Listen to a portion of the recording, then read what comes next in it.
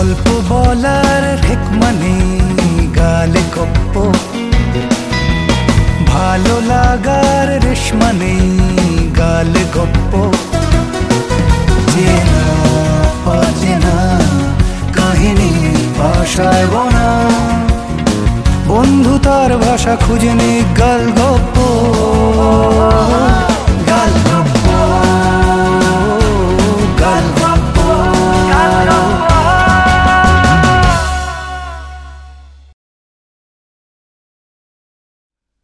গালগপ্পে নিয়মিত শোনাবো চেনা অচেনা মন ছুঁয়ে যাওয়া রোমাঞ্চকর সব গল্প। কিন্তু আপনাকে ছাড়া আসর তো জমবে না, তাই আপনাকে চাই, তোমাকে চাই, তোকে তো চাই আষ্টে পৃষ্ঠে। সাবস্ক্রাইব করে বেল আইকনটা ক্লিক করে দিলেই মেতে উঠবো গালগপ্পে, সবাই একসঙ্গে। গালগপ্প।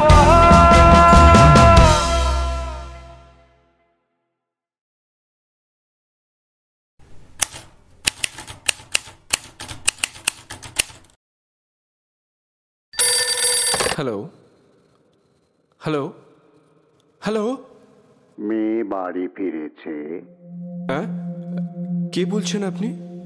ফিরেছে না, তোমার মেয়ে আমাদের কাছে আছে, আটকে রাখা হয়েছে। পুলিশে খবর দিলে মেয়ের বডি পাবে, মেয়ে নয়। শুনুন শুনুন প্লিজ, আপনারা আপনারা কে, কি চান আপনারা? তোমাদের কাছে একটা মূর্তি আছে, বজ্রযোগিনী মূর্তি। ওটা আমাদের হাতে তুলে দিলে মেয়েকে ফেরত পেয়ে যাবে। শুনুন দাদা, ওটার হদিশ একমাত্র আমার বাবা জানতেন। বাবা তো মারা গেছেন, আমরা তো ওটার ব্যাপারে কেউ কিছু জানি না। জানার চেষ্টা করো, মেয়ে বড় না মূর্তি বড়, ভেবে দেখো। Hello hello hello,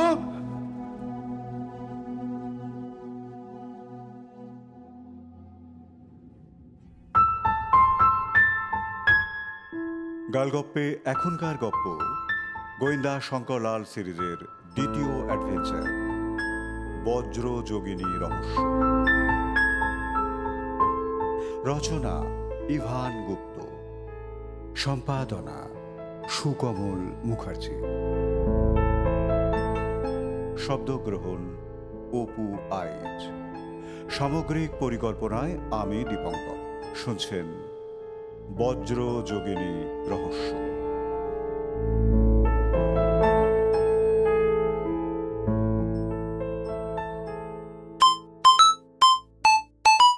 hello, mister Shankarlal রায় বলছেন? না, উনি এখন বাড়ি নেই। আমি ওনার সহকারী বিদ্যুৎ বলছি।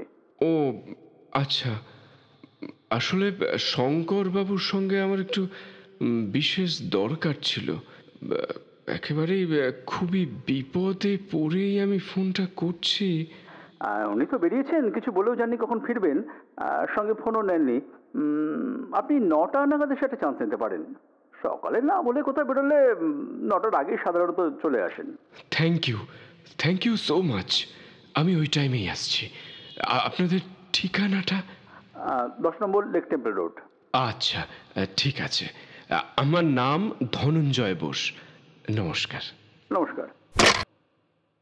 শঙ্করদা ওঠে খুব সকালে, যোগব্যায়াম, ক্রাভ মাগা এইসব করে সকাল 7:30টার মধ্যেই শেভ স্নান সেরে একদম রেডি হয়ে যায়। তবে আজ স্নান না করেই বেরিয়ে গেছে। আমি জানি কোথায় গেছে।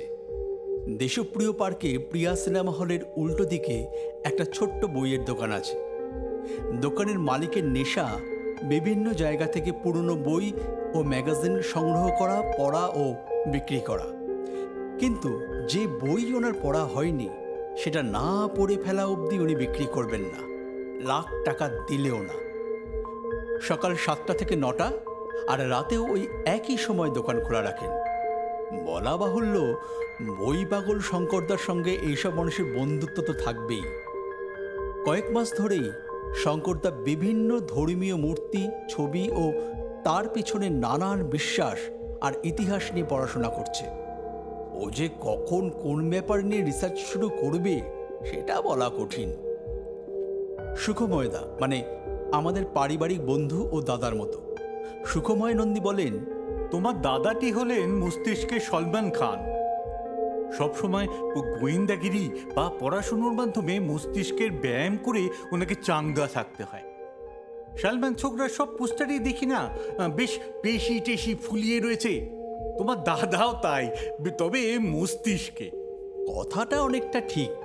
শঙ্করদার নির্ঘাত সেই বইয়ের দোকানে গেছে কোনো বইয়ের খোঁজে, এদিকে নিজের মোবাইল ফেলে গেছে বাড়িতে, ফোন মোটে সঙ্গেই রাখতে চায় না। আমার ওকে জানানোর উপায় নেই যে মক্কেল আসবে। শঙ্করদা ও সুখময়দা প্রায় একসঙ্গে এসে ঢুকলেন 8:30 নাগাদ। ধরেছিলাম ঠিকই, শঙ্করদার হাতে দুটো বই, তার মধ্যে একটার সাইজ পেল্লাই। ধনঞ্জয়বাবুর আসার কথাটা ওকে বললাম, শুনে একটা শব্দ ছাড়া আর কিছুই বলল না শঙ্করদা। একটা গোল্ডফ্লেক হানি ডিউ সিগারেট জ্বালিয়ে সোফায় বসে বই নিয়ে বোধ হয়ে গেল। সুখময়দা আমাকে বললেন, এই শীতে একটা নতুন কেস হলে ভাই জমে যায়, কি বলো? আমি আর কি বলবো। শ্রীধরদাকে চা ও জলখাবার দিতে বললাম। 9:05 এলেন ধনঞ্জয়বাবু একটা সাদা রঙের টাটা টিয়াগো গাড়িতে। বয়স 50 বা 52, উচ্চতা মাঝারি, গায়ের রং ফর্সা, মাথার সামনের দিকে টাক পড়তে শুরু করেছে, তাই কপালটা বেশ চওড়া লাগে। অবশিষ্ট চুলে কলপ করা, মুখের আকৃতি গোল, দাড়ি গোপ কামানো, কিন্তু জুলফি বেশ বড় ও চওড়া। ভদ্রলোকের হাতে একটা নীল প্লাস্টিকের মোড়ক ছিল। ভদ্রলোক যখন এলেন, আমাদের তখন ব্রেড অমলেট পর্ব শেষ হয়ে চা পর্ব চলছে। শ্রীধরদাকে আর বলতে হয় না, নতুন লোক এসে যে টের পেলেই সে এসে চা দিয়ে যায়। মিস্টার রায়, আমি আপনার কাছে এসেছি অত্যন্ত বিপদে পড়ে। আমার মেয়েটাকে কেউ কিডন্যাপ করেছে। কবে? আজ রবিবার, গত শুক্রবার বিকেলে। কিডন্যাপ কি করে বুঝলেন? ফোন করলো যে শুক্রবার রাতেই। পুলিশে জানাইনি, ফোনে বারণ করেছিল। খুব বড় ভুল করেছেন। শুক্রবার বিকেল থেকে আজ সকাল, এই সময়টার মধ্যে দেশের বিভিন্ন জায়গায়, এমনকি বাইরেও পাচার করে দেওয়া সম্ভব। এটা আটকানোর মতো নেটওয়ার্ক পুলিশের আছে, আমার নেই। যাই হোক, এবার বিস্তারিত শুনি। শুক্রবার বিকেলে আমার মেয়ে স্কুল থেকে ফেরেনি। ড্রাইভার রঞ্জিত কাকা গাড়ি নিয়ে যায়, কিন্তু ঝিমলির মানে আমার মেয়ের কোনো হদিশ পায় না। কোন স্কুল? আগে শ্রী শিক্ষায়তন, শেক্সপিয়ার সরণিতে। ড্রাইভার খালি গাড়ি নিয়ে ফিরে আসে? আগে হ্যাঁ। তারপর? তখন আমরা নানান জায়গায় ফোন করে ঝিমলির খোঁজ খবর করছি। ওর বন্ধুদের বাড়িতে, ওর স্কুলে, আমাদের আত্মীয় স্বজনদের বাড়িতে। এমন সময় ফোনটা আসে, মোবাইলে নয়, বাড়ির ফোনে। বলে শঙ্করদা ভদ্রলোককে একটা সিগারেট অফার করে নিজেও একটা ধরালো। ভদ্রলোক বেশ লম্বা একটা টান দিয়ে একটু সময় নিলেন। টেনশনে থাকলে মানুষ যেভাবে সিগারেট খায় সেই রকম। তারপর আবার শুরু করলেন। রাত 8:30 নাগাদ ফোনটা আসে। আমরা তখন পুলিশে যাবারই চিন্তা ভাবনা করছিলাম। বলল, তোমার মেয়েকে আমরা আটকে রেখেছি, পুলিশে খবর দিলে মেয়ের বডি পাবে, মেয়েকে নয়। আমরা শুধু তোমাদের কাছে থাকা বজ্রযোগিনীর মূর্তিটা চাই, ওটা আমাদের। ওটা আমাদের দিয়ে দিলেই মেয়েকে ফেরত পেয়ে যাবে। তারপর? আমি বললাম, সে মূর্তির হদিশ একমাত্র আমার বাবা জানতেন, আমাদের কিছু না জানিয়েই উনি মারা গেছেন। বলল, জানার চেষ্টা করো, মেয়ে বড় না মূর্তি বড়, ভেবে দেখো। তারপরই লাইনটা কেটে দিল। বুঝলাম।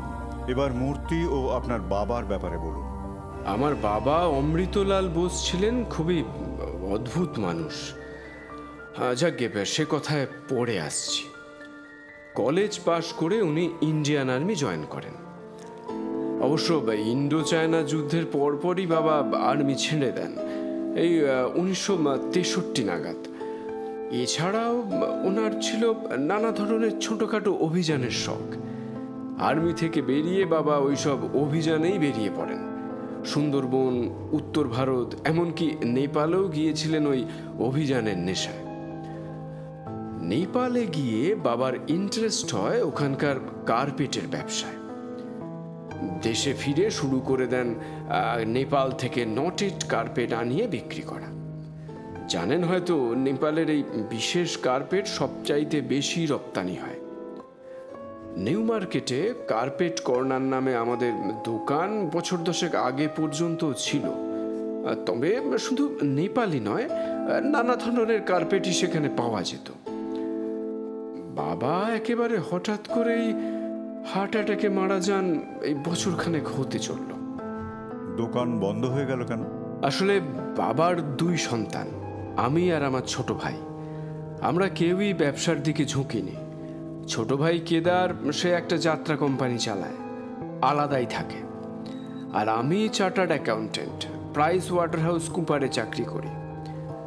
কোম্পানি কলকাতার অফিস বন্ধ করে দেওয়ায় আমাকে মুম্বাইতে হেড অফিসে জয়েন করতে হয়েছে। ওখানেই থাকতে হয় বছরে প্রায় 9-10 মাস। আমার স্ত্রী আর মেয়ে অবশ্য এখানেই থাকে। বাবার বয়স বাড়ছিল, তাই বছর 5 আগে বাবার 60 বছর বয়সে ব্যবসা গুটিয়ে নেওয়া হয়। মূর্তিটা আপনার বাবা কোথা থেকে কিনেছিলেন? দেখুন, আমি যা বলছি সবই আমার স্বর্গত মায়ের কাছ থেকে শোনা। বাবার সঙ্গে সম্পর্কটা আমার একটু দূরত্বেরই ছিল। আসলে আগেকার দিনের মানুষ ছিলেন তো, পিতা পুত্রের বন্ধুর মতো সম্পর্কের কনসেপ্টটা ঠিক বুঝতেন না বোধহয়। যাই হোক, যে কথা বলছিলাম, মূর্তিটা বাবা আনেন ওনার সঙ্গে করে নেপাল থেকে।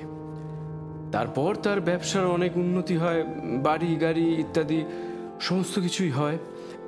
এর থেকে তার মনে একটা ধারণা বদ্ধমূল হয় যে ওই বজ্রযোগিনীর মূর্তিটাই তার উন্নতির জন্য দায়ী এবং ওই মূর্তি তাকে রক্ষা করছে। কিন্তু বাবার দেরাজে ওই মূর্তির একটা ছবি শুধু ছিল। মূর্তিটা বাবা রাখতেন ব্যাংকের লকারে। আমরাও সেভাবে ওই মূর্তিটা কখনো চোখে দেখিনি। কোন bank? I don't know, mister রায়।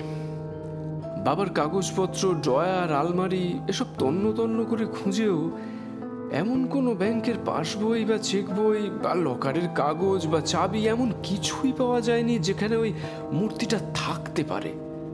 কিন্তু আমি নিশ্চিত ওটা বাবা লকারেই রাখতেন। বলছিলাম না, বাবা বেশ অদ্ভুত মানুষ ছিলেন। অনেক ব্যাপারেই তিনি মাত্রাতিরিক্ত গোপনীয়তা বজায় রাখতেন। আপনার বাবা ব্যবসাদার ছিলেন, কিন্তু তার কোনো ব্যাংক অ্যাকাউন্ট ছিল না, এটা তো... না, তা বলিনি। বাবার সেভিংস, ব্যবসার কারেন্ট অ্যাকাউন্ট সমস্ত কিছু স্টেট ব্যাংকেই ছিল, কিন্তু সেখানে কোনো লকার নেই বাবার নামে। খোঁজ করেছিলাম, হয়তো অন্য কোথাও আলাদা কোনো ব্যাংকে বাবা লকার নিয়ে মূর্তিটা রেখেছিলেন। কিন্তু সেটা কোন ব্যাংকে, সেই লকারের চাবি বা কোথায়, লকারের নমিনি বা কে, এসব কিছুই জানি না আমরা। আর আপনার মেয়েকে ফিরিয়ে আনতে গেলে সেই নাম না জানা ব্যাংকের হদিশ করে লকার খুলে সেই মূর্তি বার করে অপহরণকারীর হাতে তুলে দিতে হবে, তাই তো? এক্স্যাক্টলি মিস্টার রায়। খুব ডিফিকাল্ট বোধহয় না? শুধু ডিফিকাল্ট নয়, মাল্টিপল সমস্যা আছে। সেই ব্যাংক ও ব্রাঞ্চ খুঁজে বার করতে হবে, লকার নম্বর ও চাবি বার করতে হবে খুঁজে। যদি সত্যিই লকারে ওই মূর্তি পাওয়া যায়, তাহলে সেটা নিয়ে অপহরণকারীকে দিয়ে আপনার মেয়েকে নিয়ে আসতে হবে। লকারের মালিক গত হয়েছেন, এই লকার একমাত্র নমিনি ছাড়া আর কাউকে খুলতে দেবে না ব্যাংক। আচ্ছা, লকারের নমিনি কে হতে পারে আন্দাজ করতে পারেন? দেখুন, আমার বাবা কেদারের ওপর খুব একটা প্রীত ছিলেন না কোনো কালেই। ও একটু রেকলেস নেচারের বরাবরই। ওর এই যাত্রা নিয়ে মাতামাতি, জুয়া খেলা, এসব ব্যাপারে বাবা যথেষ্টই বিরক্ত ছিলেন। সম্পর্ক যা ছিল সেটা আমার সঙ্গে আর আমার পরিবারের সঙ্গে। সুতরাং এক্সপেক্ট করছি নমিনেশনে আমার নামই থাকবে। আমার জানা বাবার সবকটা অ্যাকাউন্টের নমিনেশন আমাকেই করা আছে। ঝিমলিকে বাবা খুবই স্নেহ করতেন। আদরের নাতনি ঝিমলিকে বাবা একবার বলেছিলেন উনি যখন থাকবেন না তখন ওনার ডায়েরি পথ দেখাবে। মেয়ে জিজ্ঞেস করেছিল কিসের পথ, উনি বলেছিলেন ওনার অভিযানের পথ। এর থেকে বেশি আর ভেঙে কিছু বলেননি। তাহলে তো আপনার বাবার ডায়েরিগুলো ঘেঁটে দেখলে। বাবার একটাই ডায়েরি বাড়িতে পাওয়া গেছে, আমি সঙ্গে করে নিয়ে এসেছি। এবার ভদ্রলোক ওনার সঙ্গে থাকা নীল প্যাকেট খুলে একটা টকটকে লাল ডায়েরি বার করে শঙ্করদাকে দিলেন। টকটকে লাল মলাট দেওয়া পুরনো দিনের ডায়েরি। সামনের মলাটের ঠিক মধ্যিখানে সোনার জলে সালটা লেখা ইংরেজিতে 1966, আর পিছনের মলাটে সোনালি রঙে বুদ্ধের মুখ নিখুঁতভাবে আঁকা আছে। সেই মুখ ঘিরে একটা সোনালি সাপ গোল করে জড়িয়ে আছে। সাপের চোখ দুটোর জায়গায় কোনো রং নেই, ফাঁকা। তাই মলাটের লাল রঙে মনে হচ্ছে টকটকে লাল দুটো চুনি বসানো আছে। ডায়েরির পাতাগুলো হলদেটে সাদা, পুরনো হয়ে যাওয়া হলদেটে নয়, রংটাই হলদেটে। আর পাতার ধারগুলো সোনালি, এক কথায় দেখতে অপূর্ব। এই ডায়েরিটাও নেপালের জিনিস, হ্যান্ডমেড ডিজাইন। গোটা ডায়েরিটার একটা পাতাতেই লেখা আছে 9 জুনের পাতায় কিছু কথা মুক্তের মতো অক্ষরে লেখা, একটা ছড়া, কিন্তু খুব একটা ছন্দও নেই আর অর্থও পরিষ্কার নয়। ব্যাস, আর কোথাও কোনো লেখা নেই। শঙ্কর তার ভুরু কুঁচকে গেছে। ব্যাপারটা কিরকম হলো? একটা গোটা ডায়েরির মধ্যে শুধু একটা পাতাতেই লেখা। দেখুন, আমি তো এর মাথা মুন্ডু কিছুই বুঝতে পারছি না। বাবার কাজের টেবিলের দেরাজেই এটা ছিল। বাবার ব্যাপারে আমি কোনোদিনই সেভাবে মাথা ঘামাইনি, কিন্তু এই মূর্তিটা খুঁজে বার করার জন্য আমাকে সব কিছু হাঁটকাতে হচ্ছে। এই কলকাতা শহরে এতগুলো ব্যাংক, আমরা কিভাবে খুঁজে বার করব বলুন তো? কোন ব্যাংকে বাবা লকার নিয়ে রেখেছেন কে জানে। আমার বিশ্বাস উত্তর যদি থাকে তাহলে এই লেখার মধ্যেই আছে। আর ব্যাংকের লকারের ভাড়া যাতে প্রতি বছর নিয়মিত কেটে নেওয়া হয় সেই ব্যবস্থা উনি নিশ্চয়ই করেছিলেন। মূর্তিটা যখন ওনার কাছে এতটা ইম্পর্টেন্ট ছিল তখন এই ব্যাপারে কোনো খামখেয়ালিপনা উনি করবেন না। মিস্টার রায়, আমি আপনার কাছে ছুটে এসেছি আমার মেয়ের জন্য। তাকে তো উদ্ধার করতে হবে। কোথায় আছে, কেমন আছে, কে জানে। এখানে লাভ লোকসানের একটা অ্যাঙ্গেল আছে। যারা আপনার মেয়েকে অপহরণ করেছে তাদের প্রয়োজন মূর্তিটা। আপনার মেয়ের ক্ষতি করে তাদের কোনো লাভ নেই। আপনার প্রয়োজন আপনার মেয়েকে খুঁজে পাওয়া। মূর্তিতে আপনার কোনো ইন্টারেস্ট নেই। সবটাই প্রয়োজনের সূত্রে গাঁথা আছে। ঠিক আছে, আপনার কেসটা আমি টেক আপ করছি। আমার ভাই ও সহকারী বিদ্যুৎ আপনাকে আমার ফিজ, অ্যাডভান্স এইসব ব্যাপারে জানিয়ে দেবে। আপনার বাড়ি কোথায়, কোন থানার আওতায় পড়ে? ধনঞ্জয়বাবু তাড়াতাড়ি বললেন, থাকি আমরা ভবানীপুরে, রূপচাঁদ মুখার্জি লেনে আমাদের বাড়ি, অমৃতকুঞ্জ, থানা ভবানীপুর। আপনি আগে তো সিআইডিতে ছিলেন। আমি বলছিলাম কি, তদন্তটা গোপনে করলে হয় না? আসলে পুলিশে জানালে ওরা বলেছে। শঙ্করদা বাধা দিয়ে বলল, পুলিশের একটা আলাদা নেটওয়ার্ক আছে, সেটার ব্যবহার দরকার এখানে। আমি যথাসম্ভব গোপনেই সব করব। আর ধরুন ওদের ইনফরমার যদি জেনেও যায় আপনাকে এই ব্যাপারে ওদের কাছে জবাবদিহি করতে হয়, তাহলে বলবেন যে মূর্তির খোঁজ পাওয়া আপনার একার চেষ্টায় সম্ভব নয়, পুলিশ ও গোয়েন্দার সাহায্য নিতেই হবে। ঘাবড়াবেন না। আপনার মেয়েকে অপহরণ করা হয়েছে আপনাকে ভয় দেখিয়ে কার্যোদ্ধার করার জন্য। শুধু শুধু কোনো ড্রাস্টিক স্টেপ ওরা নেবে না, তাতে ওদের কোনো লাভ নেই। আপনাকে ভয় পাওয়ানোর কারণটাই যদি ওরা না রাখে তাহলে আর আপনার কাছ থেকে মূর্তিটা আদায় করবে কি করে? আপনাকে সবটা বলতে পেরে বেশ একটু হালকা বোধ করছি মিস্টার রায়। এই অপহরণের ব্যাপারে আপনার কাউকে সন্দেহ হয়?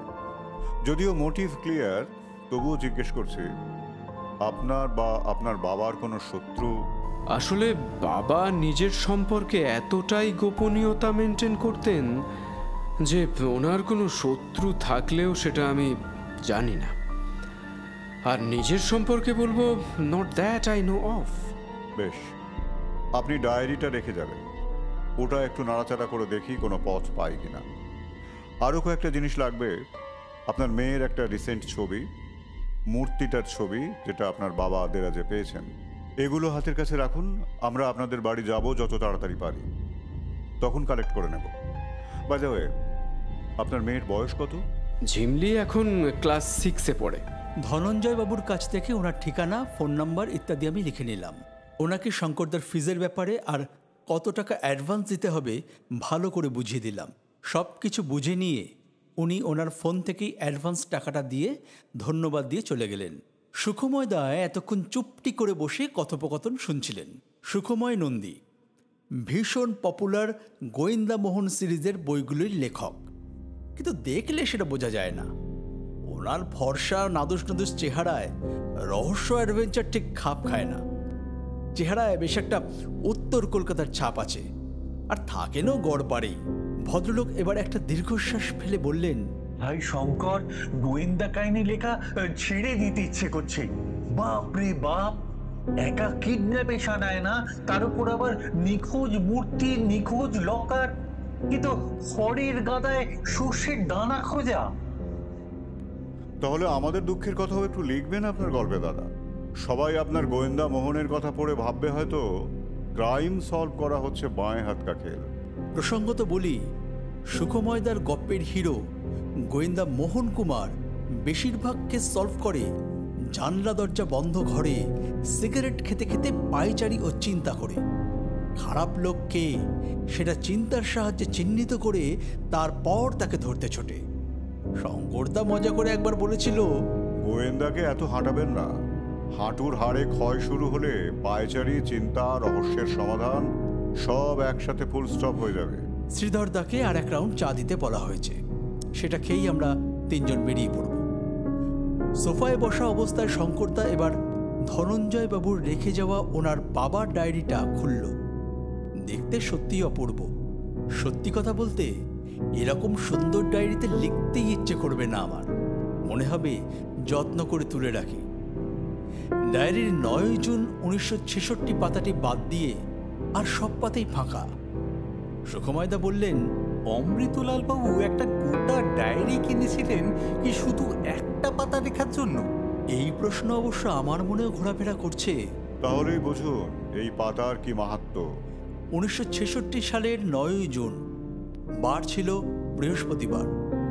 হলুদ ও সোনালি মেশানো রঙের পাতায় লেখা আছে কয়েকটি কথা কালো কালিতে। ঐক্যবদ্ধ প্রচেষ্টা, বাণিজ্যে মন, বসতে শান্তি, লক্ষ্মীর ধন, বুদ্ধ সুশ্রী সৌম্য, সুন্দরী মোহন পথ, চলে মনোরথ, সপ্ত নৃপতি ভাণ্ডার হবে কার। সুখময়দা শঙ্কর তার পেছনে দাঁড়িয়ে লেখাটা পড়লেন, তারপর মাথা নেড়ে বললেন, আচ্ছা, অমৃতলাল বাবুর মাথায় ছিট থাকার সম্ভাবনাটাও কি উড়িয়ে দেওয়া যায়? বেরোনোর আগে চা খেতে খেতে সুখময়দা জিজ্ঞাসা করলেন শঙ্করদাকে, বেরিয়ে আমরা কোথায় কোথায় যাচ্ছি শঙ্কর? শঙ্করদা ডায়েরির পাতাটা থেকে চোখ না সরিয়ে বলল, সবচেয়ে আগে আমাদের কাঞ্চন কাকার বাড়ি ঢু মারতে হবে, তারপর অমৃত কুঞ্জ, তারপর তারপর আপনি গাড়ি এনেছেন তো? ইয়েস। তাহলে আপনার গাড়িতেই যাওয়া যাক। আমি আর গাড়ি বার করবো না। মাথায় কেসের চিন্তা থাকলে তোমার ড্রাইভ করতে অসুবিধা হয় জানি ভায়া। আমার গাড়ি, চালক হরিচরণ সবই যখন দোরগোড়ায়, তখন নিজে চাপ নেওয়ার দরকারটাই বা কি? শেষে ড্রাইভ করার সময় কেস নিয়ে ভাবতে ভাবতে ব্রেকের বদলে রেসে পা পড়ে গেলেই তো চিত্তির। শঙ্করদার একটা মাহিন্দ্রা স্করপিও গাড়ি আছে, নিজেই ড্রাইভ করে, কিন্তু কোনো কেস চলাকালীন ড্রাইভ করতে চিন্তার ব্যাঘাত ঘটে বলে সুখময়দার সবুজ টয়োটা ইনোভাতে যাতায়াতটাই বেশি পছন্দ করে। চা শেষ করেই আমরা রওনা দিলাম।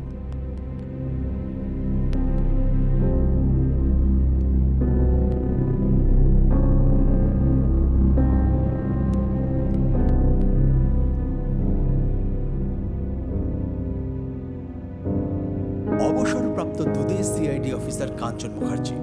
আসলে আমাদের বাবার ছেলেবেলার বন্ধু, তাই আমাদের সকলের কাঞ্চন কাকা। সুখময়দাও তাই ডাকেন।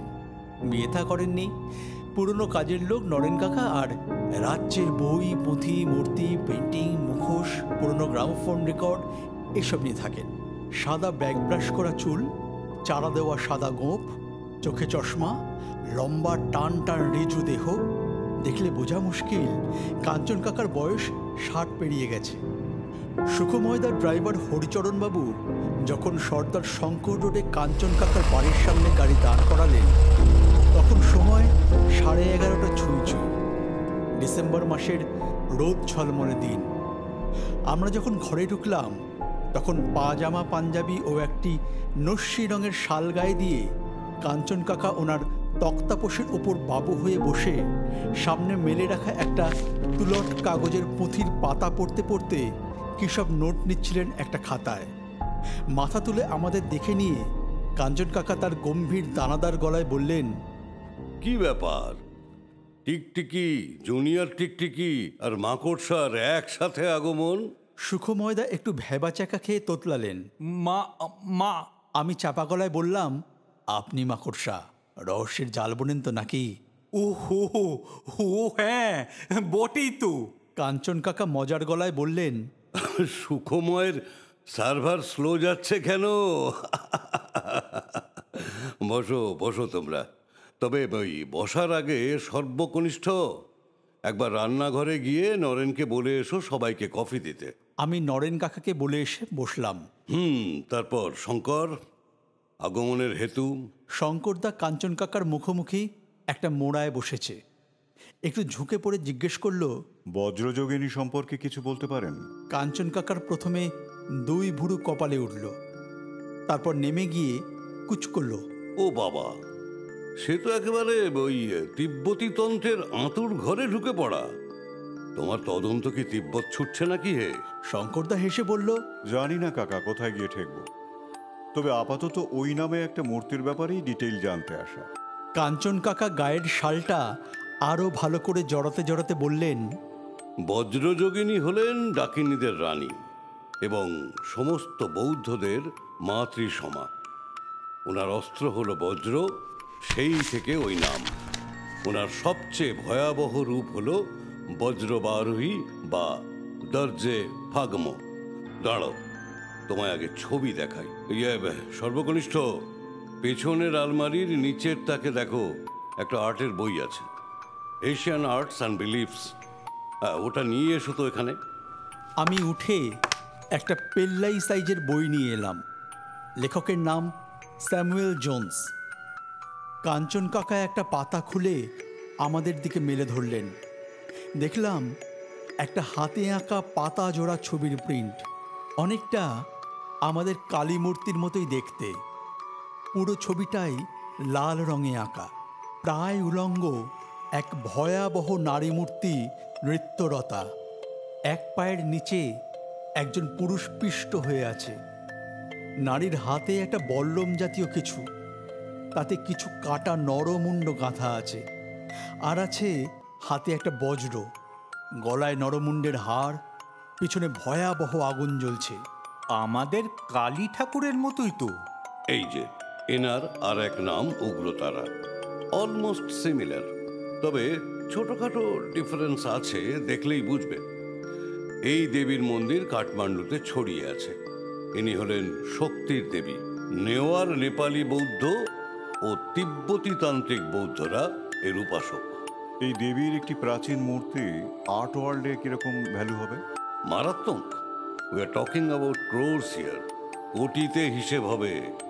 যত প্রাচীন তত অমূল্য। শঙ্করদা মাথা নিচু করে ভুরু কুচকে কিছুটা ভাবছে। নরেন কাকা আমাদের কফি নিয়ে এসেছে। কাঞ্চন কাকা কফির কাপ হাতে তুলে নিয়ে বললেন, কি ভাবছো ডিটেকটিভ? কাঞ্চন কাকা, একটি বাচ্চা মেয়েকে কিডন্যাপ করেছে এক বা একাধিক জন। এইরকম একটা মূর্তি একজনের কাছ থেকে বাজেয়াপ্ত করার জন্য ভাবছি, আপনি যা বলছেন মূর্তির দাম যদি কোটির ঘরে হয় তাহলে টাকাটাই মোটে, কিন্তু মূর্তির কথা অপহরণকারী জানলো কি করে?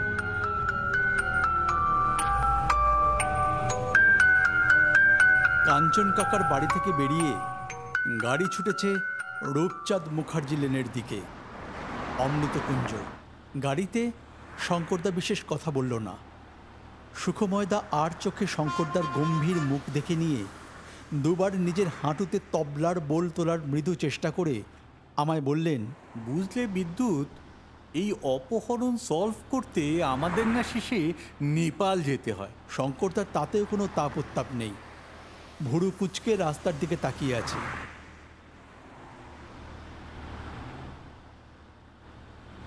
অমৃতকুঞ্জ দোতলা ঝুল বারান্দাওয়ালা বাড়ি। সামনের দিক মানে রাস্তার দিক দেখলে বোঝা যায় না, বাড়ির পেছন দিকে অনেকটা ছড়ানো। বাড়ির সামনে রাস্তার উপর ধনঞ্জয় বাবুর টাটা টিয়াগো গাড়িটা দাঁড়িয়ে আছে। একজন ফর্সা মতন বেটে খাটো গাট্টা গোট্টা লোক গাড়িটা মোছামুছি করছে, বোধহয় ড্রাইভার। একতলায় বসবার ঘরে বসে শঙ্করদা আমাকে নোট নিতে ইশারা করে প্রথমেই ধনঞ্জয়বাবুকে যে কথাটা বলল, আপনার বাবা ঠিক কবে মারা গেছেন? গত বছরের নভেম্বরে, 22শে নভেম্বর। আপনার স্ত্রী ও কন্যা তো এখানেই থাকেন? হ্যাঁ, মেয়ের স্কুল আছে, আর আমি বছরের এই সময়টায় কলকাতায় আসি। তার মানে আপনার উপস্থিতিতেই আপনার মেয়েকে অপহরণ করতে চেয়েছে অপহরণকারীরা। কেন? কারণ সহজ, আপনি উপস্থিত না থাকলে মূর্তির খোঁজ করবে কে? মূর্তি যে বাড়িতে নেই সেটা বোধহয় অপহরণকারী আন্দাজ করেছে অনেক আগেই। আপনার মূর্তিতে গরজ নেই, তাই আপনার কন্যাকে অপহরণ করে আপনার গরজ তৈরি করা হলো। যাই হোক, কয়েকটা বিষয় জেনে নেই। বাড়িতে কে কে থাকে আর আপনি কি কাউকে সন্দেহ করেন? বাড়িতে লোক বলতে নমস্কার। ধনঞ্জয়বাবু থেমে গেছেন, কারণ ঘরে ঢুকেছেন অত্যন্ত উদ্বিগ্ন মুখ চোখ নিয়ে একজন ভদ্রমহিলা। সহজেই আন্দাজ করা যায় যে ইনি ঝিমলির মা। নমস্কার, ঝিমলি আমার মেয়ে। বুঝতেই পারছেন আমার কি মনের অবস্থা। হ্যাঁ, আপনাদের তো সকলেই চেনে, অনেক নাম ডাক আপনার। ঝিমলিকে ফিরে পাবো তো আমরা? আমি আপনার কাছ থেকে একটু আশ্বাস চাই। ভদ্রমহিলা এবার মুখে শাড়ির আঁচল চাপা দিয়ে ফুপিয়ে ফুপিয়ে কাঁদতে লাগলেন। দেখুন, মিথ্যে আশ্বাস আমি দিই না, তবে এই কেসের ব্যাপারে বলতে পারি কেউ একজন আপনাদের খেলাচ্ছে। তাদের টার্গেট আপনার মেয়ে নয়, একটা মূর্তি, যেটা আপনাদের কাছে থাকার কথা কিন্তু নেই। সুতরাং মেয়ে কিডন্যাপ হলে যে অ্যাডেড টেনশনগুলো মাথায় আসে সেগুলো বিদায় করুন। আমার বিশ্বাস এটাও ওরা জানে যে মূর্তিটা আপনাদের পজিশনে নেই। এরা চায় আপনারা মূর্তিটা খুঁজে বের করে এদের হাতে তুলে দিন। আমি ইতিমধ্যে যেটুকু জেনেছি সেটা হলো এই মূর্তির দাম কিন্তু কোটি টাকার ওপর হতে পারে। ধনঞ্জয় বাবুকে বলাটা আমার কর্তব্য যে আপনারা মূর্তি ওদের হাতে তুলে দেওয়ার ডিসিশনে স্টিক করে থাকছেন তো? 100 বার। আমাদের যা আছে তাতে আমাদের চলে যাবে। সন্তানের থেকে বেশি কিছু হতে পারে না। হ্যাঁ, সে তো বটেই, কিন্তু এইভাবে ভয়ে দেখিয়ে কোনো কিছু নিয়ে নেওয়া মানে... তুমি থামো তো। এতগুলো বছর ধরে একটা মূর্তি রয়েছে, কোনো কাজে লাগছে আমাদের? বাড়িতে থাকলে বাড়ি থেকেও তো চুরি যেতে পারতো। বেশ, এই ব্যাপারটা ক্লিয়ার হলো।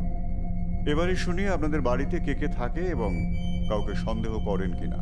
দেখুন, আমার বাবা চলে যাওয়ার পর বাড়িতে লোক বলতে আমার স্ত্রী কন্যা ছাড়া একজন রান্নার লোক অন্নদা, একজন কাজের লোক রামদিন, আর গাড়ির ড্রাইভার রঞ্জিত কাকা। এরা সবাই পুরনো ও বিশ্বস্ত। সন্দেহ আর কাকে করব বলুন তো? বাইরে যাকে দেখলাম গাড়ি ধুচ্ছে। হ্যাঁ হ্যাঁ, উনি রঞ্জিত কাকা। পুরো নাম রঞ্জিত তামাং। কাকা এসেছিলেন আমার বাবার সঙ্গে নেপাল থেকে। বাবার অনেক অভিযানেই রঞ্জিত কাকা বাবার সঙ্গেই ছিলেন। একটা অভিযানে জঙ্গলের মধ্যে বাবাকে একবার সাপে কামড়ায়। একটা মাল বওয়ার ছোট ঠেলা গাড়িতে বাবাকে শুইয়ে আর ওই মেরে দেওয়া সাপটার দেহটা সঙ্গে নিয়ে সারা রাত ঠেলা গাড়ি ঠেলে রঞ্জিত কাকা বাবাকে সদর হাসপাতালে নিয়ে এসেছিল। কোন সাপ দেখে নিয়ে খুব তাড়াতাড়ি অ্যান্টিভেনাম ইঞ্জেকশন নির্ধারণ করে তা অ্যাপ্লাই করায় বাবা সে যাত্রায় প্রাণে বেঁচে যান। এবং স্বাভাবিকভাবেই বাবার রঞ্জিত কাকার প্রতি একটা কৃতজ্ঞতা বোধ জন্মায়।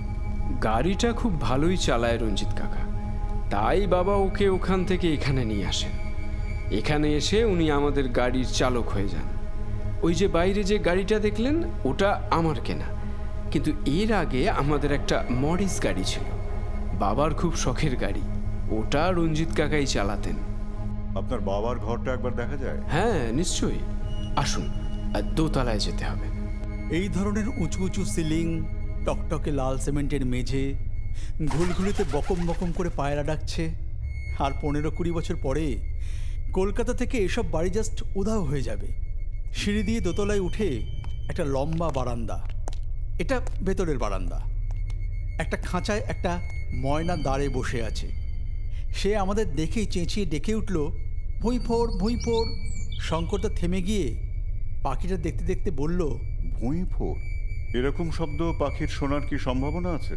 ধনঞ্জয়বাবু মাথা নেড়ে উদাসভাবে বললেন, তা তো বলতে পারবো না, সারাদিন ধরে কত কি যে শোনে আর কি বা বলে।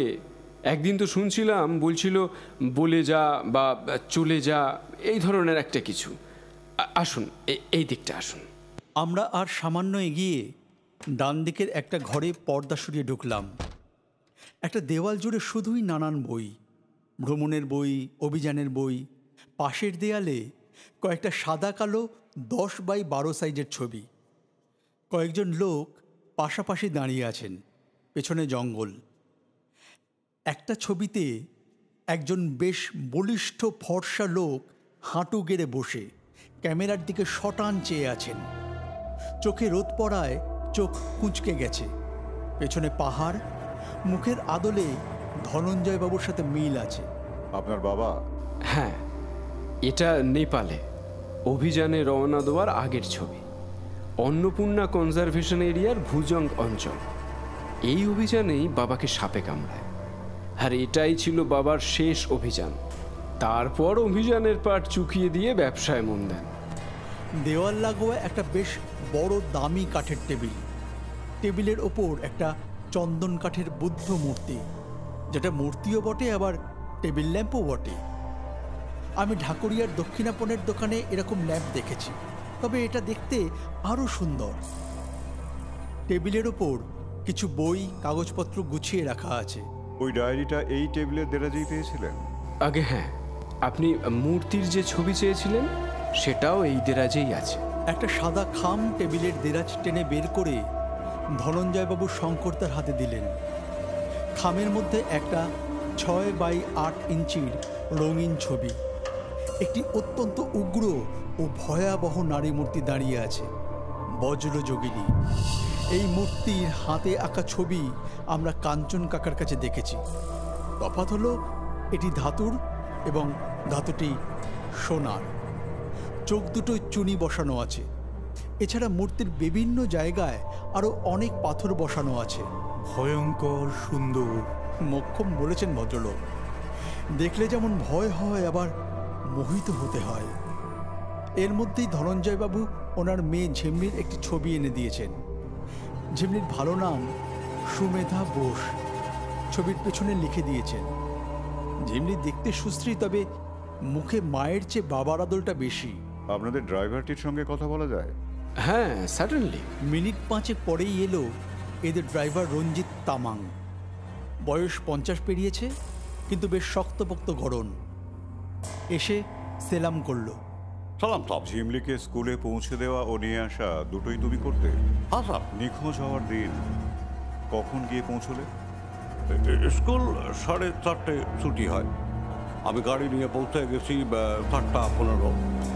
5টা অবধি বসে আসি, দিদিমণি আসে না। তো স্কুলে ঢুকে দেখলাম কেউ নাই। তখন বাড়ি এসে এনাদের জানালাম।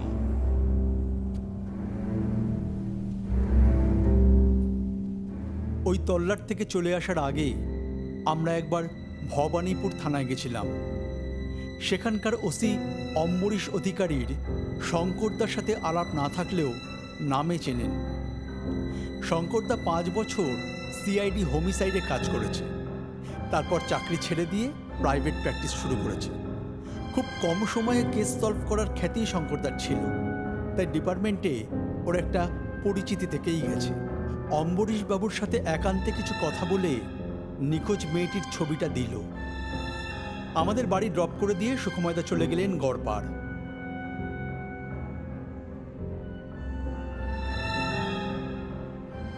সন্ধ্যাবেলা শঙ্করদার ডায়েরির পাতাটা খুলে বসেছে, ঠান্ডাটাও পড়েছে জাঁকিয়ে। আমি জিজ্ঞেস করলাম, তুমি থানায় কি কথা বললে? কোনো ক্লু তো পাওয়া যায়নি, পুলিশ কিভাবে এগোবে? শঙ্করদা একটা সিগারেট ধরিয়ে ধোঁয়া ছাড়তে ছাড়তে বলল, ক্লু? হ্যাঁ, ক্লু আছে তো। ময়নাটা ভুঁইফোড় বলল কেন, এই শব্দটা সে কোথা থেকে শুনল। তারপর হচ্ছে অমৃতলালের লিখে যাওয়া কথাগুলো। উত্তর আছে এই ছড়াতে, বুঝলি? কোন ব্যাংক, কোন লকার, কোথায় লকারের চাবি, মূর্তিটাই বা কে বা কারা চায়, ঝিমলি বা কোথায়? প্রশ্নের লিস্ট এত বড় যে আমার তো ভাবতেই মাথা ভোবো করছে। মেয়েটা কলকাতাতেই আছে, বাইরে পাচার হয়নি। কি করে জানলে? মূর্তি পেতে গেলে মেয়েটাকে তো ফেরতও দিতে হবে, খুব দূরে নিয়ে যাবে। শঙ্করদা আবার ডায়েরির পাতায় মন দিল। ঐক্যবদ্ধ প্রচেষ্টা, বাণিজ্যে মন, বসতে শান্তি, লক্ষ্মীর ধন, বুদ্ধ সুশ্রী সৌম্য, সুন্দরী মোহন, পথ চলে মনোরথ, সপ্ত নৃপতি ভাণ্ডার হবে কার। দেখতো, ঐক্যবদ্ধ প্রচেষ্টা, বাণিজ্যে মন হচ্ছে united effort, commerce mind. United commerce না, united commercial, right? UCO bank দাদা, পুরো নাম ইউনাইটেড কমার্শিয়াল ব্যাংক। তার মানে সাইফার প্যাটার্নটা পাওয়া গেল। এই গোটা ছড়ায় কিছু শব্দ জরুরি, সব নয়। পরেরটা দেখা যায়, বসতে শান্তি, লক্ষ্মীর ধন, অর্থাৎ ওই ব্যাংকে এমন কিছু আছে যার জন্যই গৃহে শান্তি ও লক্ষ্মীর কৃপা রয়েছে। অমৃতলাল বাবুর বিশ্বাস ছিল মূর্তির জন্যই ওনার সব হয়েছে। এবার আমি বললাম, বুদ্ধ সুশ্রী সৌম্য, সুন্দরী মোহন পথ। সুন্দরী মোহন নামে একটা রাস্তা আছে শঙ্করদা, আমার এক বন্ধু থাকে ওইদিকে। সুন্দরী মোহন অ্যাভিনিউ, সিআইটি রোড, চিত্তরঞ্জন হাসপাতালের দিকে কি? হ্যাঁ, তার মানে ইউকো ব্যাংক সুন্দরী মোহন অ্যাভিনিউ ব্রাঞ্চের লকারে বজ্রযোগিনীর মূর্তি আছে। আর আর বাকি অংশটা? সপ্ত নৃপতি ভাণ্ডার হবে কার, এটা তো বোঝাই যাচ্ছে। 7 রাজার ধন মানে মূর্তিটা। তাহলে তো অনেকগুলো প্রশ্নের উত্তরই পাওয়া গেল। আমাদের কলিং বেলটা বেজে উঠল। সময় সন্ধ্যে 7:30। সনকার লাল আছেন। দাপটের সঙ্গে যিনি প্রশ্নটা করলেন তিনি যে অবাঙালি তা দেখলেই বোঝা যায়। পরনে ঘিয়ে রঙের দামি স্যুট, মাথায় একই রঙের উলের টুপি, চোখে রিমলেস চশমা, দাড়িগোপ কামানো লম্বাটে ফর্সা মুখ, কপালে চন্দনের ফোঁটা, হাতে একটা দুধ সাদা লেদারের ব্রিফকেস। বাইরে দেখলাম দামি বিদেশি গাড়ি দাঁড়িয়ে আছে। ভদ্রলোককে বসবার ঘরে নিয়ে এসে বসালাম। আমাদের বাড়িতে একমাত্র সুখময়দা আর কাঞ্চন কাকা বাদ দিয়ে আর কেউ শঙ্করদার সঙ্গে দেখা করতে এলে ফোনে অ্যাপয়েন্টমেন্ট করেই আসে, কিন্তু ইনি তো ওসবের তোয়াক্কাই করেননি। আমার নাম গজেন্দর বাজোয়ারি আছে। Gajendar petrol pump, Gajendar tower, cinema hall এইসব আমার আছে। 2টো শপিং মল ভি আছে। বলুন কি করতে পারি? বজ্রাযোগিনীর মূর্তি খোঁজ করতে বোসবাড়ি থেকে আপনাকে লাগিয়েছে তো মূর্তি ঢুঁড়ে বার করেন আর আমাকে দিবেন। আপনাকে সব খবর দেওয়ার লোক আছে বুঝতে পারছি, তা ওদের কিডন্যাপ হওয়া মেয়েকে ফেরত পাবার কি হবে? গজেন্দ্রজি চোখ সরু করে বললেন, সে ইন্তেজাম হয়ে যাবে। বুঝলাম। গজবাবুর মনে বুঝি ভয় এসেছে, গোয়েন্দা শঙ্করলাল যখন জড়িয়েছে তখন মূর্তি হাতছাড়া হয়ে যেতে পারে। শুনেন মিস্টার জাসুস, পুলিশ ডিপার্টমেন্টে ভি আমার অনেক জান পেহচান আছে। বাঙালিরা নফা বুঝে না। ও মূর্তির কিমত করোড়ো মে আছে। সে মূর্তি অমৃতলাল লুকিয়ে রাখলো আর তার বেটা খোঁজ ভি করলো না। এবার গলা আরো ঘন করে গজেন্দ্রজি বললেন, আপনি ও মূর্তি ঢুঁড়ে বার করতে পারবেন সে ভেদ আমার আছে। তো আপনি এটা নিয়ে নিন আর ও মূর্তি আমাকে হ্যান্ড ওভার করবেন। পুরো 20 লাখ আছে, দিস ইজ মাই অফার। এই বলে গজেন্দ্রজি সাদা ব্রিফকেস ওনার কোলের ওপর রেখে ডালা খুলে শঙ্করদাকে দেখালেন। দেখলাম তারা 500 টাকার বান্ডিল সাজানো আছে। শঙ্করদা মুচকি হেসে একটা সিগারেট ধরালো। হ্যান্ড ওভারটা অন্যভাবে করা যায় না গজবাবু? আমি মূর্তি উদ্ধার করে বসবাড়িতে দিলাম আর আপনাকে পুলিশের হাতে হ্যান্ড ওভার করলাম। গজেন্দ্রজির মুখ থমথমে হয়ে গেছে। বললেন, স্টুপিড মুভ মিস্টার জাসুস। ও মূর্তি তো আমি লিবই, বাই হুক অর ক্রুক। আপনার 20 লাখ কামাই হবে না, ট্র্যাজেডি মিস্টার রে। बंगाली लोग नाफा बुझे ना, इसीलिए प्रॉपर कलकाताते बेंगाली सब कम हो যাচ্ছে। শঙ্করদা একটা আড়মোড়া ভেঙে বলল, নাফা বা প্রফিটের কথাই যদি বলেন গজবাবু, ওই মূর্তি খুঁজে বার করে আমি ডাইরেক্ট পার্টিকে দিতে পারি, তাহলে কোটি টাকা আমার ঘরে আসবে। ঘোড়া ডিঙিয়ে ঘাস খাবার কায়দা আমার জানা আছে। গজেন্দ্রজির ফর্সা মুখ রাগে লাল হয়ে গেছে, চোখ দুটো জল জল করছে। শঙ্করদার দিকে স্থির দৃষ্টি দিয়ে বললেন, কলকাতার রাস্তায় অ্যাক্সিডেন্ট বহুত বেড়ে গেছে mister. Hit and run is full of fun. Anyway, in case you change your mind, give me a call. এই বলে সোফার সামনের কাচের টেবিলটার ওপর একটা দামি ভিজিটিং কার্ড রেখে একবার আমায় দেখে নিয়ে কাঁধ ঝাঁকিয়ে ঘর থেকে বেরিয়ে গেলেন। শঙ্করদা অ্যাস্ট্রেতে সিগারেটের অবশিষ্ট ফেলে দিয়ে নিজের স্মার্টফোন হাতে নিল। দীপঙ্কর, আমি শঙ্কর বলছি। শীতের সন্ধ্যা, আমাদের চুপচাপ পাড়া আরও নির্জন হয়ে গেছে, তাই ফোনের স্পিকার অফ থাকলেও ওদিকের কথা ভালোই শুনতে পাচ্ছি। আমি জানি দীপঙ্কর কে। এখনকার police commissioner Dipankar Chatterjee. Police অ্যাডমিশনের ট্রেনিংয়ে শঙ্করদার ব্যাচমেট ছিলেন। এটা দীপঙ্করদার প্রাইভেট নাম্বার। কি খবর গোয়েন্দা প্রভুর? কোনো পাত্তাই নেই। তোর সঙ্গে আড্ডা দিতে গেলে এবার তো দেখছি অ্যারেস্ট করে নিয়ে আসতে হবে। শঙ্করদা গোটা ব্যাপারটা দীপঙ্করদাকে গুছিয়ে বলল। এইসব বাজরিয়া কানৌরিয়ার পয়সার ইনফ্লুয়েন্সটা তো আছে। তুই কি অ্যারেস্ট করতে বলছিস? এখন অ্যারেস্ট করলে বেলে ছাড়া পেয়ে যাবে। যথেষ্ট ইনফ্লুয়েন্সিয়াল। আমার বাড়িতে বিনা নোটিশে এসে আমাকেই হুমকি দিয়ে গেল। তুই নজর রাখার ব্যবস্থা কর, শহর যেন ছাড়তে না পারে। আর বসবাড়ি থেকে ওদের ড্রাইভার রঞ্জিত তামাংকে তুলে নেবার ব্যবস্থা কর। দেখবি বেটা যেন কোথাও ফোন করতে বা খবর পাঠাতে না পারে। সুইফট অ্যাকশন চাই। লোকাল থানা নয়, একদম ডাইরেক্ট লালবাজারে চালান দিবি। লোকাল থানার হেল্প নিবি না, নাহলে দেখবি পাখি উড়ে গেছে। আর মিষ্টি মুখ করাবে তো? হ্যাঁ, নইলে উপায় নেই। একটু কড়া ডোজ, বাট নো ড্যামেজ। আমার বিশ্বাস মেয়েটিকে কোথায় রাখা হয়েছে সেটাও জানে।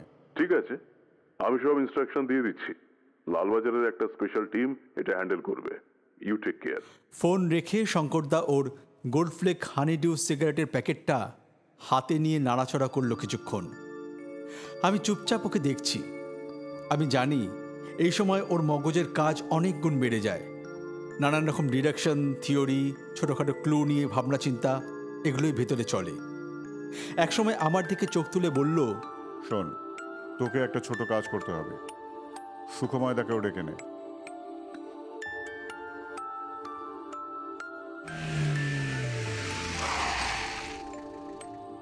আমি একটা অ্যাপ ক্যাবে করে ভবানীপুর চলে এসেছি।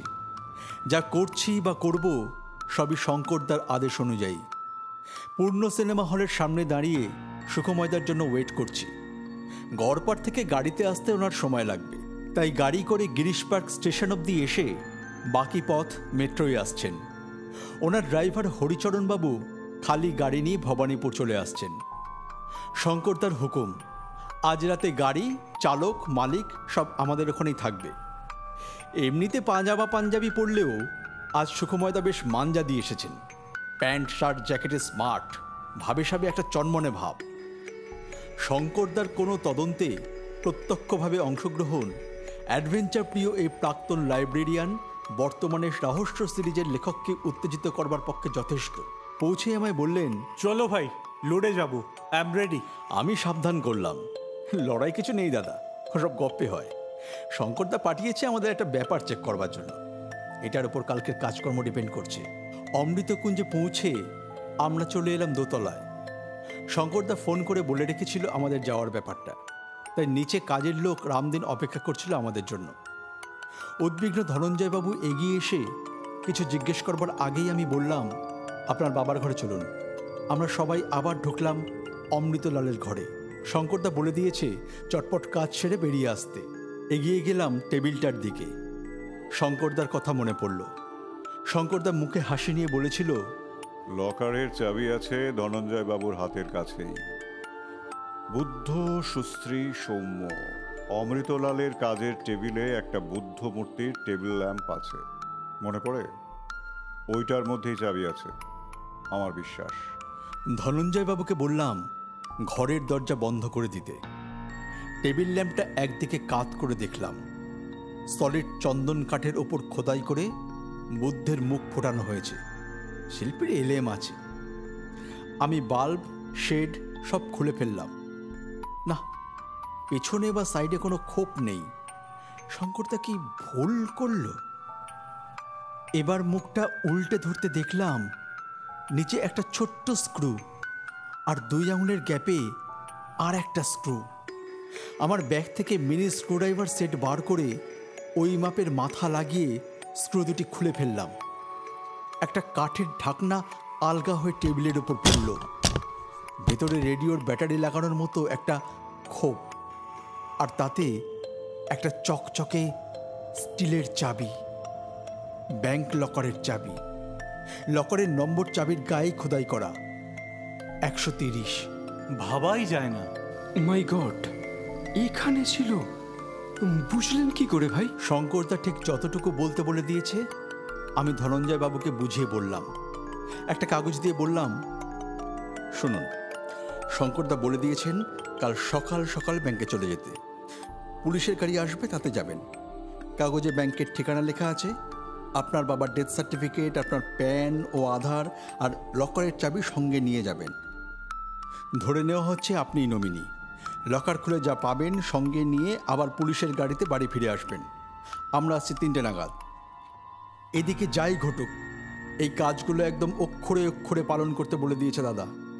ধনঞ্জয়বাবু আরও কিছু জিজ্ঞেস করবার জন্য মুখ খুলেও কিছু বললেন না। চিন্তিত ও গম্ভীরভাবে মাথা নাড়লেন। সুখময়দার ড্রাইভার হরিচরণবাবু এর মধ্যে গাড়ি নিয়ে এসে পড়েছেন। আমরা পাড়া থেকে বেরোনোর সময় দেখলাম একটা পুলিশের সাদা টাটা সুমো গাড়ি ঢুকছে। হরিচরণবাবু গাড়ি চালাচ্ছেন, আমি আর সুখময়দা পেছনের সিটে। সুখময়দা বসেছেন ডান দিকে।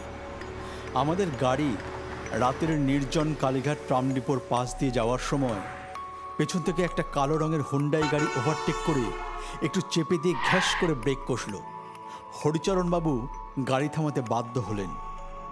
ওই গাড়ির পেছনে 2জন লোক বসে আছে।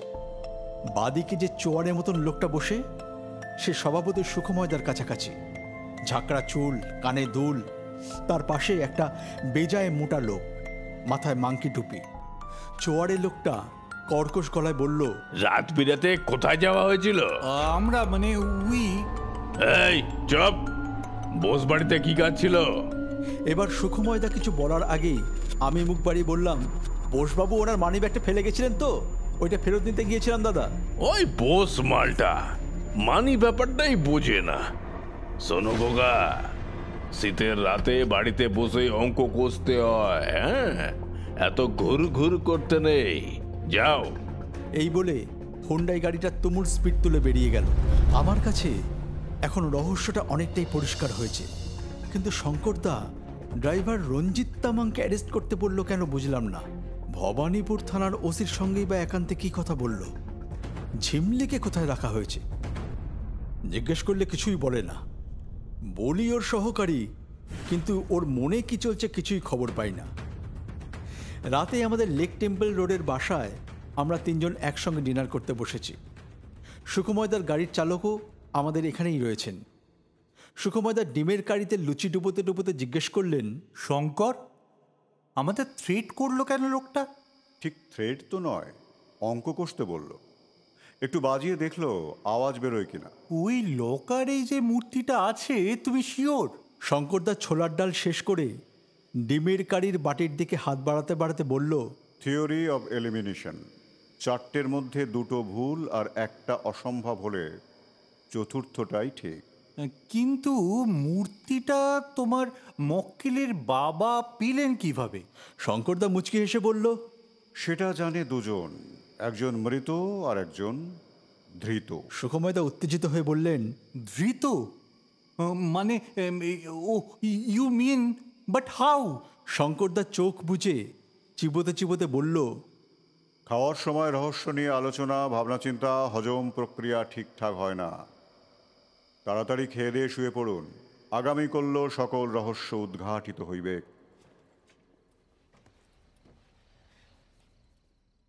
29শে ডিসেম্বর। আর দুটো দিন পরেই এই বছরটা শেষ হয়ে যাবে। প্রতি বছরই এইরকম সময়ে মনটা বেশ উদাস হয়ে যায়। সুখময়দারও একই ভাব আসে মনে। উনি শঙ্করদাকে এইসব নিয়ে বলতে গিয়েছিলেন, কিন্তু বুঝলাম দাদার মনের প্যাটার্নটাই আলাদা। বলে কি না, পুরনো বছর শেষ হলে তবে না নতুন বছর আসবে। পুজোয় চাই নতুন জুতো, বিজ্ঞাপনে বলে। আর এক্ষেত্রে হচ্ছে নতুন বছরে নতুন ক্রাইম। না মানে দেখতে দেখতে একটা বছর কেটে গেল, কত ঘটনা, দুর্ঘটনা। বছরের শেষে শহরে ক্রাইম বাড়ে। পুলিশ ব্যস্ত থাকে নানা উৎসব, মেলা, ভিড় এইসব সামলাতে। সেই ফাঁকে ক্রাইমের রেটটাও বেড়ে যায়। না, দাদাকে এসব ভাবের কথা বোঝানো বৃথা। সুখময়দা বিরক্ত হয়ে বলেছিলেন, তুমি ভাই বিয়ে থা করলে কিন্তু ক্যাটাস্ট্রফি হবে, বলে দিলাম আগেই। আগের দিন আমি ও সুখময়দা রূপচাঁদ মুখার্জি লেন পাড়া ছেড়ে বেরিয়ে আসার সময় যে পুলিশের গাড়িটা পাড়ায় ঢুকতে দেখেছিলাম, তাতে ছিল লালবাজারের 4 জন অফিসারের একটা স্পেশাল টিম। লিড দিয়েছেন আইজি যুগল কিশোর সেন। রাত্রি 10টা 20-তে ড্রাইভার রঞ্জিত তামাংকে গ্রেপ্তার করে সোজা চালান দেওয়া হয় লালবাজার হেডকোয়ার্টার্সে। সেখানে সারা রাত ধরে চলে কড়া জিজ্ঞাসাবাদ। রঞ্জিত তামাংয়ের দেওয়া স্টেটমেন্টের উপর নির্ভর করে ভোর রাতেই মধ্য কলকাতার বেনিয়াপুকুরের এক বাণিজ্যিক অঞ্চলের একটি দোতলা বাড়ি রেড করে ওপরতলার ঘর থেকে উদ্ধার করা হয় ধনঞ্জয় বাবুর মেয়ে সুমেধা বা ঝিমলি বোসকে। একজন আয়া ও একটি পাহারাদারকে গ্রেপ্তার করা হয়েছে ওই বাড়ি থেকেই। বাড়ির মালিকের খোঁজ চলছে। না, ঝিমলির ওপর কোনো অত্যাচার হয়নি, কিন্তু তাকে একটি ঘরেই বন্দি করে রাখা হয়েছিল, গোড়ার দিকে হাত পা বাঁধা অবস্থায়। ঝিমলির কাছ থেকে পরে জানা যায়, স্কুল ছুটির পর সে রোজের মতোই তাদের দাঁড়িয়ে থাকা গাড়ির দিকে এগিয়ে যায়। চালকের আসনে বসে থাকা রঞ্জিত বলে, গাড়ি বিগড়েছে, গ্যারেজে নিয়ে যেতে হবে। পাশে দাঁড়িয়ে থাকা একটা ইনোভা দেখিয়ে বলে ওই গাড়িতে করে বাড়ি চলে যেতে। ওই গাড়ির চালক তার বন্ধু সেসব বলে রেখেছে। সরল বিশ্বাসে ঝিমলি সেই গাড়িতে উঠে পড়ে। সেই গাড়ি চলে আসে বেনিয়াপুকুর অঞ্চলে। আর রঞ্জিত তামাং আরও কিছুক্ষণ অপেক্ষা করে তারপর গাড়ি নিয়ে অমৃতকুঞ্জে ফিরে জানায় ঝিমলিকে সে দেখেনি। এখন বেলা 3:20। শঙ্করদা, সুখময়দা ও আমি অমৃতকুঞ্জে এসেছি। বড় বসবার ঘরে আমরা 3 জন ছাড়া রয়েছেন ধনঞ্জয়বাবু এবং ওনার স্ত্রী। মধ্যে ঝিমলি এসে শঙ্করদাকে প্রণাম করে ওর অটোগ্রাফ নিয়ে গেছে। সুখময়দা ওনার ঝোলা থেকে গোয়েন্দা মোহনের টাটকা রহস্য রক্তাক্ত রেঙ্গুন বইয়ের 1 কপি ওর হাতে দিয়ে মাথায় হাত বুলিয়ে বলেছেন, তুমি তো খুব সাহসী মেয়ে, তাই তোমায় দিলুম। সুখময়দার ঝোলায় 2-1 পিস ভয়াবহ বা রক্তাক্ত রহস্য সবসময় থাকবেই। ধনঞ্জয়বাবুর স্ত্রী ঝিমলিকে নিয়ে ভেতরে চলে গেলেন। ডাক্তার বলেছেন 7 দিন ঘরে থেকে বিশ্রাম নিতে। যাবার আগে ভদ্রমহিলার চোখে জল নিয়ে শঙ্করদার দিকে চেয়ে হাত জোড় করে বললেন, আপনাকে ধন্যবাদ দেবার ভাষা আমার জানা নেই। আমাদের এই একটি মাত্র সন্তান কিভাবে যে কেটেছে আমার মেয়ে ছাড়া। আপনারা সবাই আমার ধন্যবাদ নেবেন। শঙ্করদা এইসব ইমোশনাল পরিস্থিতি ঠিকঠাক হ্যান্ডেল করতে পারে না, সেটা সুখময়দা ভালোই জানেন। তাই উনি তাড়াতাড়ি নরম গলায় বললেন, ঠিক আছে ঠিক আছে, আপনিও বিশ্রাম নিন। ঘরে আরও আছেন লালবাজারের স্পেশাল টিমের লিডার যুগল কিশোর সেন, কেস ডায়েরি লেখার জন্য ইন্সপেক্টর বাসুদেব দাস আর ভারতীয় জাদুঘর বা ইন্ডিয়ান মিউজিয়ামের একজন প্রতিনিধি গোবিন্দ ঘোষ। সবাইকে কফি আর পেস্ট্রি দেওয়া হয়েছে। শঙ্করদা কফিতে চুমুক দিয়ে একটা সিগারেট ধরিয়ে বলল, ধনঞ্জয়বাবু, এবার তাহলে আসল হিরোইনকে সামনে আনো, যার জন্য এত কিছু, তাকে একবার দেখা যাক। ধনঞ্জয়বাবু ওনার পাশে থাকা একটা সাদা কার্ডবোর্ডের বাক্স থেকে একটি সলিড সোনার মূর্তি বার করে সামনের কাচের টেবিলের ওপর রাখলেন। লম্বায় 6 ইঞ্চি, প্রস্থে 4 ইঞ্চির মতো। চোখ দুটোয় দুটো টকটকে লাল চুনি বসানো। মূর্তির হাতে যে বল্লম তাতে ছোট কয়েকটি হিরে বসানো। এছাড়া আরও বেশ কিছু পাথর আটকানো আছে মূর্তির নানান জায়গায়। সবগুলোর নামও আমি ঠিক জানি না। মূর্তিটা সোনার হলেও বেশ কালচে মেরে গেছে, তবে পালিশ করে নিলে এর জেল্লা যে ঘর আলো করে দেবে এই ব্যাপারে আমি নিশ্চিত। তাহলে শুরু করি। যুগল, রেডি তো ভাই? Yes sir. এই বজ্রযোগিনী মূর্তির আন্তর্জাতিক বাজারে মূল্য প্রায় কোটি টাকার ওপর। এটি অমৃতবাবুর নেপালে অন্নপূর্ণা কনজারভেশন এরিয়ায় ভুজাংয়ের জঙ্গলে অভিযানের সময় ওনার সঙ্গে থাকা রঞ্জিত তামাং চুরি করে ওখানকার কোনো নেপালি বৌদ্ধ মনাস্ট্রি থেকে। তারিখ 9 জুন 1966। চোরাই মাল নিজের কাছে না রেখে দেয় অমৃতলাল বাবুকে। সেই অভিযানেই অমৃতলালকে সাপে কাটে। রঞ্জিত তাকে নিজের চেষ্টায় সদর হাসপাতালে নিয়ে গিয়ে বাঁচায়। এটাই অমৃতলালের শেষ অভিযান। উনি এই মূর্তি নিজের কাছে রেখে দেন অতি গোপনে। কেন উনি চোরাই মাল নিজের কাছে রাখলেন, ফেরত পাঠানোর ব্যবস্থা করলেন না, তা আমি জানি না। হয়তো ওনার ব্যবসার উন্নতি ইত্যাদি নানান ক্রেডিট উনি এই মূর্তির সঙ্গে জড়িয়ে মনে মনে একটু দুর্বল হয়ে পড়েছিলেন মূর্তিটার ব্যাপারে। উনি আলাদা ব্যাংকের লকার ভাড়া নিয়ে মূর্তি সেখানে রেখে দেন। লকার এগ্রিমেন্টের কাগজ, ব্যাংকের পাসবই, চেক বই সব কিছু উনি ওই লকারেই রেখে দেন। শুধু চাবিটা রাখেন নিজের কাছে, চোখের সামনে। গোপনে অর্ডার দিয়ে বানানো একটা কাঠের বুদ্ধ মূর্তির টেবিল ল্যাম্পের মধ্যে। একটানা কথা বলে শঙ্করদা একটু থেমে কফিতে চুমুক দিল। Inspector Basudeb Das case diary লিখছেন। এর উপর ভিত্তি করেই ক্রিমিনাল চার্জ গঠন হবে। আবার শুরু করলো শঙ্করদা। অমৃতলাল বাবু ওই ইউকো ব্যাংকে যেতেন ভাড়ার গাড়িতে, নিজের গাড়িতে নয়। লাখখানেক টাকা ওই ব্যাংকে ফিক্স করে দিয়েছিলেন যাতে লকারের ভাড়া কখনো বাকি না পড়ে। সুদ থেকেই ভাড়া কেটে যেত। এদিকে রঞ্জিত তামাং কিছুই জানতে পারছে না মূর্তির ব্যাপারে।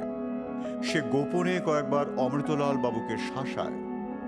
আপনাদের ময়না ভুঁইফোর বলে না ধনঞ্জয় বাবু, বলে তুই চোর। অমৃতলাল রেগে গিয়ে রঞ্জিতকে যা বলেছিল ময়না সেটাই তুলে নিয়েছিল। আরো বলতেন চলে যা, সেটাও ময়না তুলে নিয়েছিল তার গলায়। অমৃতলাল বাবু মারা যাবার পর কোনোভাবে গজেন্দ্র বাজরিয়ার লোকের সঙ্গে রঞ্জিত তামাংয়ের যোগাযোগ হয়। বাজরিয়ার দামি মূর্তি, পেইন্টিং চুরি করে দেশের বাইরে বেচার একটা আনডিক্লেয়ার্ড ব্যবসা আছে। ধূর্ত বাজরিয়া সরাসরি ধনঞ্জয় বাবুকে মূর্তি বেচার প্রস্তাব দেননি। উনি ঘুর পথে মূর্তিটা আদায় করবার চেষ্টা শুরু করলেন রঞ্জিতের সাহায্যে ধনঞ্জয় বাবুর মেয়েকে কিডন্যাপ করে। কিন্তু মুশকিল হয়ে গেল অমৃতলাল বাবুর মারাত্মক গোপনীয়তা। মূর্তিটার পাত্তা তো পেতে হবে। ডায়েরিতে উনি পথ বাতলে রেখেছিলেন ঠিকই, কিন্তু সেটা নিয়ে মাথা ঘামাবে কে? ছোট ছেলে থাকেন আলাদা, বড় ছেলের এসবে কোনো ইন্টারেস্ট নেই। তাই গোয়েন্দা শঙ্করলাল রায় জড়িয়ে পড়ায় বাজরিয়া ভাবল দেখা যাক গোয়েন্দা মূর্তিটা বার করতে পারে কিনা। মেয়েকে তো কিডন্যাপ করেছে, ডিলের কন্ট্রোল ওর হাতেই আছে। ছিল না বুঝি?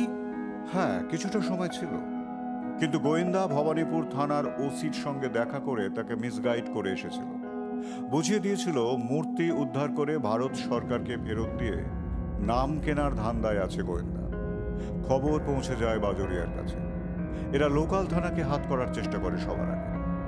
সেই রাতেই সে 20 লাখ টাকা নিয়ে আমার কাছে হাজির হয়। নাম না হোক, দাম দিয়ে যদি ডিল করা যায়। ভবানীপুর থানার ওসি অম্বরীশ অধিকারের উপর এনকোয়ারি বসবে স্যার, অর্ডার বেরিয়ে গিয়েছে। শঙ্করদা সিগারেটে একটা টান দিয়ে বলল, এই কেসে কতগুলো ক্লিয়ার ইন্ডিকেশন ছিল। অমৃতলাল বাবুর ডায়েরির মলাটে বুদ্ধর মুখ, তাকে জড়িয়ে থাকা সাপ, ওনাকে জঙ্গলে সাপে কাটা, ওনার টেবিল ল্যাম্প, বুদ্ধ মূর্তি, গোটা ডায়েরির একটা মাত্র পাতায় 9 জুন 1966 তারিখে কিছু সাংকেতিক লেখা। ওনার নাতনিকে বলে যাওয়া উনি না থাকলে ওনার ডায়েরি পথ দেখাবে। সবকিছুই চোখে আঙুল দিয়ে দেখায় ঘটে যাওয়া কিছু ঘটনা এবং এই বজ্রযোগিনী মূর্তি। এবার এটা নিয়ে এখন কি করবেন সেটা ধনঞ্জয় বাবু আপনিই ঠিক করুন। ধনঞ্জয় বাবু চুপচাপ শুনছিলেন, এবার আস্তে আস্তে বললেন, সে ঠিক আমার করাই আছে। দেখুন মশাই, আগে শান্তি, তারপর টাকা। এই বাজুরিয়াকে যদি জেলেও পোড়া যায়, দেশে কি আর এইসব বাজুরিয়া গাজুরিয়ার অভাব আছে? কাল আবার কার নজর পড়ে যায়। না না, আর আমি আমার মেয়েকে হারাতে পারবো না। ইন্ডিয়ান মিউজিয়ামের প্রতিনিধি গোবিন্দবাবু তো এখানেই আছেন। আমি ওনার মাধ্যমেই এই বজ্রযোগিনীর মূর্তিটা ভারত সরকারের হাতে তুলে দিচ্ছি। উইথ মাই অনেস্ট রিকোয়েস্ট, এই মূর্তি যেন নেপাল সরকারকে ফেরত দেওয়া হয়। ঠিকই বলেছেন মশাই, এমন ভয়াল ভয়ঙ্কর মূর্তি নিজের কাছে না রাখাই ভালো। মুখ দেখলেই যেন হৃদকম্প হয়। যুগল, বাজারিয়ার কি হবে? নজরে রাখা হয়েছে, পালাতে পারবে না। তবে সিরিয়াস চার্জ জানা মুশকিল। তামানির সঙ্গে ডাইরেক্ট কানেকশন বা কিডন্যাপিং এ ডাইরেক্টলি ইনভলভমেন্ট, এগুলো প্রমাণ করা মুশকিল। এরা তো কুকর্মগুলো সব লোক দিয়েই করায়।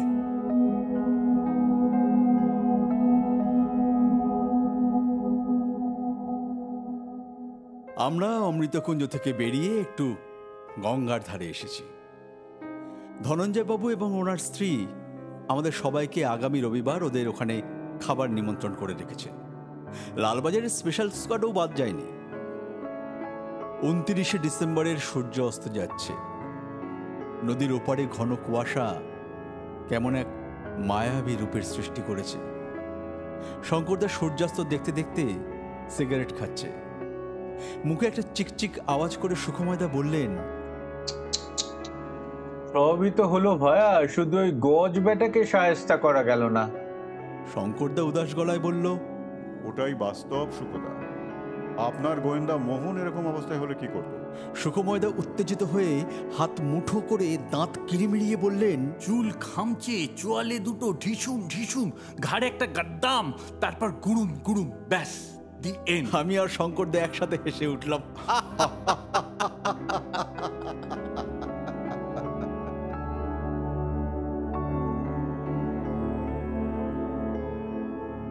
শুনছিলেন বজ্রযোগিনী রহস্য। বিভিন্ন চরিত্রের সংলাপগুলো যারা বললাম, ধনঞ্জয় বাবু সঞ্জিত, স্ত্রী সঙ্গীতা, ড্রাইভার এবং কাঞ্চন কাকা সঞ্জয়, গাড়ির লোক এবং দীপঙ্কর দা পার্থ, যুগল কিশোর অভিজিৎ, সুখময় নন্দী অরিজিৎ, বিদ্যুৎ অপু এবং বাজৌরিয়া ও শঙ্করদার সংলাপগুলো বললাম আমি দীপঙ্কর। গালগপ্পে আবার দেখা হবে পরের গল্প নিয়ে। সবাই খুব ভালো থাকুন, সঙ্গে থাকুন। নমস্কার। ও হ্যাঁ, কেমন লাগছে সেটা জানাবেন কিন্তু।